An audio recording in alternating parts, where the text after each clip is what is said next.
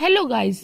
भारत एक ऐसा देश रहा जिस पर विदेशी आक्रमणकारियों का बहुत गहरा प्रभाव पड़ा और इस देश को लूटने कसोटने की नीति से सभी ने हर तरह से कोशिश और अपना हक जताना चाहा। भारत में कई रियासतें रही, लेकिन कहीं न कहीं कमजोरी की वजह से बाहरी आक्रमणकारियों को कब्जा करने दिया। लेकिन उन्हीं में से एक भारत का ऐसा राज्य है जो कभी अंग्रेजों का गुलाम न हो पाया और भारत की आजादी के बाद लगभग 15 साल बाद भारत में शामिल हुआ। चलिए जानते हैं। हेलो गाइज, मैं आप सभी का अपने यूट्यूब चैनल पर स्वागत करती हूँ। गोवा प्राचीन काल में गोमांचल, गोपकपट्टनम, गोपपुरी और गोमांतक आदि कई नामों से विख्यात रहा। इस प्रदेश की लंबी ऐतिहासिक परंपरा रही है। गोवा पश्चिमी समुद्र तट पर स्थित भूतपूर्व पुर्तगाली बस्ती है जो 1961 से भारत का अभिन्न अंग बन गई। गोवा का प्राचीन हिंदू शहर जिसके अवशेष का एक अंश ही बचा हुआ है, उसका निर्माण द्वीप के सुदूर दक्षिणी बिंदु पर हुआ था और यह आरंभिक हिंदू दंत कथाओं और इतिहास में प्रसिद्ध था। पुराणों और अभिलेखों में इसका नाम गोवे, गोपुरी व गोमन के रूप में आता है। मध्यकालीन अरबी भूलोगविद इसे सिदाम्बुर या सदाम्बुर के नाम से और पुर्तगाली वल्हा गोवा के रूप में जानते थे। दूसरी शताब्दी में 1312 तक गोवा पर कदम वंश और 1312 से 1367 तक दक्कन के मुस्लिम आक्रमणकारियों का शासन रहा। इसके बाद गोवा पर विजयनगर के हिंदू साम्राज्यों का कब्जा हो गया और बाद में बहमनी वंश ने गोवा को जीत लिया, जिन्होंने 1440 में पुराने गोवा की स्थापना की।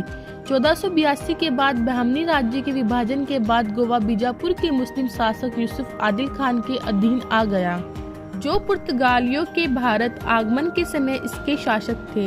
इस शहर पर मार्च 1510 में अल्फांसो द अल्बुर्क ने नेतृत्व में पुर्तगालियों का आक्रमण हुआ।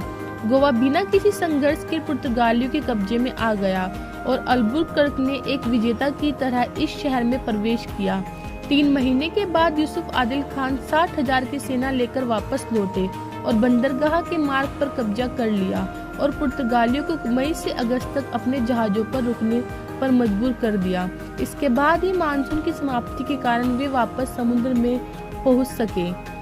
गोवा पुर्तगालियों का एशिया में पहला क्षेत्रीय कब्जा था।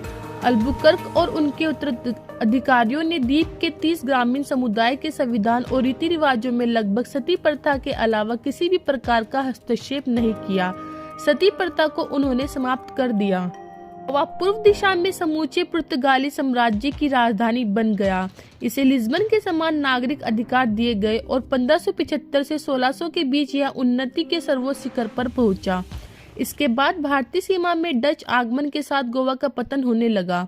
1603 और 1639 में डच बड़े के द्वारा घेर लिया गया, हालांकि इस पर कभी कब्जा नहीं हो सका और 1635 में एक महामारी के कारण तबाह हो गया।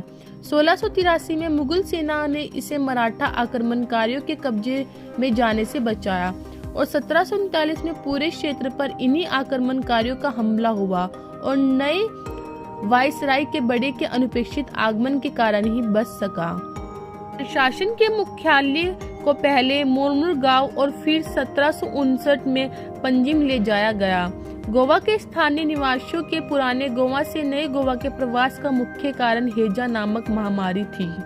1948 और 1949 में भारत के गोवा पर दावे के बाद पुर्तगाल पर गोवा और उस महाद्वीप में उसके अन्य संपत्तियों को छोड़ने का दबाव बढ़ता गया।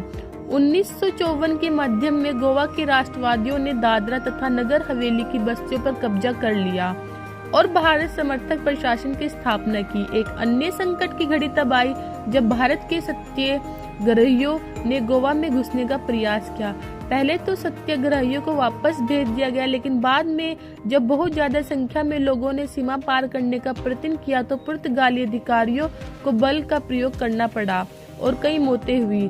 इससे 18 अगस्त 1955 को पुर्तगाल और भारत के बीच राजनीतिक संबंध टूट गए।